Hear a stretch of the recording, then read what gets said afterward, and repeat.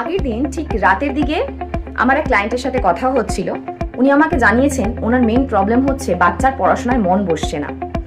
তো বাচ্চার পড়াশোনায় মন না বসার কি কারণ হতে পারে?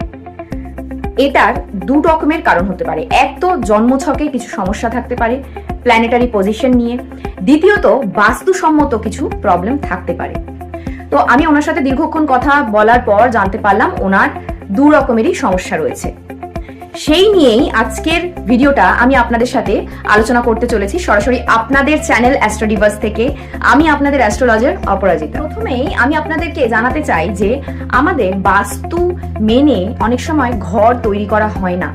সেক্ষেত্রে বাচ্চার পড়ার টেবিল ঠিক কোন দিকে থাকবে এবং কোন দিকে বাচ্চা মুখ করে পড়তে বসলে পড়াশোনায় মনোযোগ আসবে, বারবার উঠে যাবে না পড়া ছেড়ে, সেটা জানাটা খুব প্রয়োজন।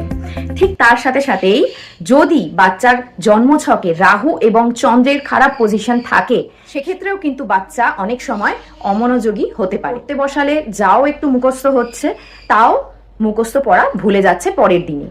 এই সমস্যাটা এখন প্রায় ঘরে ঘরেই দেখা যায়।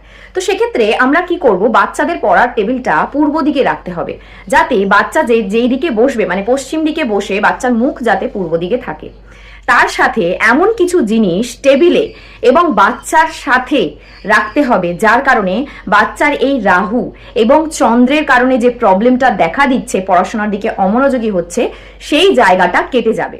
ঠিক কি কি জিনিস বাচ্চার সাথে এবং টেবিলে পড়ার টেবিলে রাখলে বাচ্চার অমনোযোগীর যে প্রবলেমটা সেটা কেটে যাবে, সাথে বাচ্চা পড়া মুখস্থ করে পড়া ভুলবেও না, সেটা জানার জন্য কিন্তু অবশ্যই চটপট করে কমেন্টে আমাকে জানাতে হবে আপনাদেরও বাচ্চার কি এই সমস্যাটাই রয়েছে।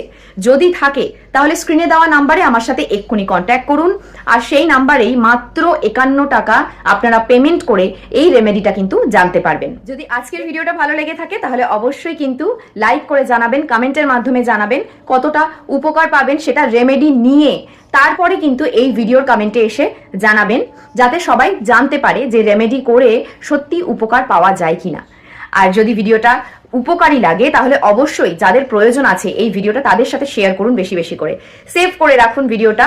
এরকমই আরো অ্যাস্ট্রোলজিক্যাল গাইডেন্স পেতে, বাস্তুসম্মত গাইডেন্স পেতে অবশ্যই কিন্তু আমার পেজটাকে আপনারা ফলো করে রাখুন। দেখা হবে আবার পরবর্তী ভিডিওতে। ধন্যবাদ।